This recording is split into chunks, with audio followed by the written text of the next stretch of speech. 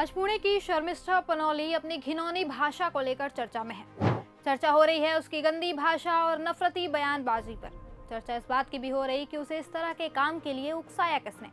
जो right wing उसकी videos को शेयर कर वाहवाही बटोरता था, आज वो उसके साथ नहीं खड़ा है। आज वो अकेली है, उसका परिवार अकेला है। वो लोग आज अकेले ही इस मुसीबत का सामना कर रहे हैं। सोचने वाली बात है कि जिन लोगों के चढ़ावे में आकर शर्मिष्ठा ने जहर उगला, वो आज चैन की नींद सो रहे हैं और शर्मिष्ठा जेल में है। उसका भविष्य दांव पर लग चुका है और जिन लोगों ने उसके मन में नफरत भरा था, जो उसके कंटेंट से पैसे पीट रहे थे, उन्होंने आज पल्ला झाड़ लिया है। और तो और जिस धर्म के खिलाफ उसने नफरत उगला, उसी धर्म का वकील आज उसका केस लड़ रहा है, उसका बचाव कर रहा है, वो भी बिना किसी फीस के। जो लोग उसके आपत्तिजनक वीडियो शेयर कर उसे बढ़ावा देते थे, वो आज उसकी मदद के लिए आगे नहीं आए।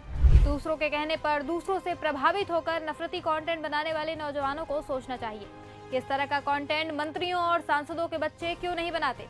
जिन नेताओं से प्रभावित होकर ये बच्चे आज समाज में गंदगी फैला रहे हैं, उनके खुद के बच्चे विदेशों में डिग्रियां हासिल कर रहे हैं। अगर आप भी ऐसी ही किसी नफरत फैलाने वाले इन्फ्लुएंसर को फॉलो करते हैं, तो एक बार रुककर आप भी सोचिएगा इस पर। फिलहाल आपको पूरा मामला बता देते हैं।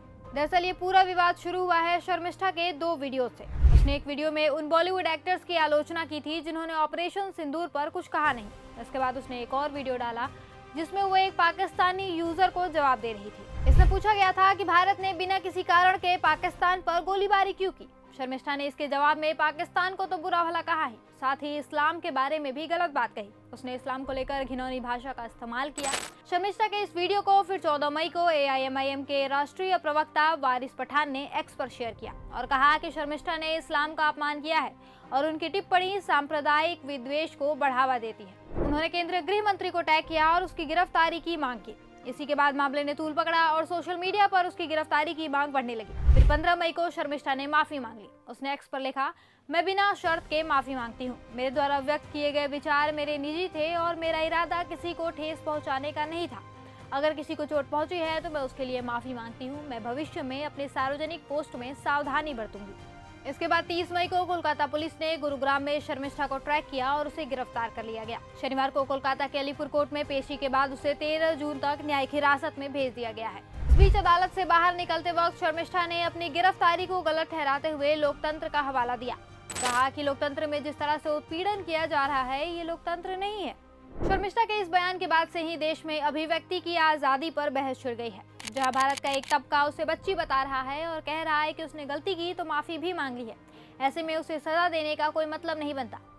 तो वहीं दूसरे तबके का कहना है कि शर्मिष्ठा ने कोई अनजाने में गलती नहीं की है। वो पहले भी एक धर्म विशेष पर आपत्तिजनक टिप्पणियां करती रही है। वो अपने वीडियोस में बेहद गंदी भाषा का इस्तेमाल करती है, जो किसी भी समाज के लिए सभ्य नहीं है। ऐसे में एक और बेहद गंभीर सवाल उठ रहा है, प्रेम और अपनी सभ्य संस्कृति के लिए जाना जाने वाला भारत आखिर कैसे यहाँ पहुँच गया। लाइक्स और फॉलोअर्स की होड़ में सरेआम अश्लीलता, माँ बहन की गालियाँ और भद्दे मजाक किए जा रहे हैं।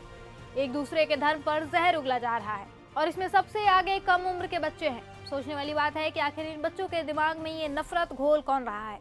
इस पूरे मुद्दे पर आपकी क्या राय है, हमें कमेंट्स में जरूर बताएं। इसी के साथ हम आपसे विदा लेते हैं। देखते रहिए न्यूज़ कैप्सूल।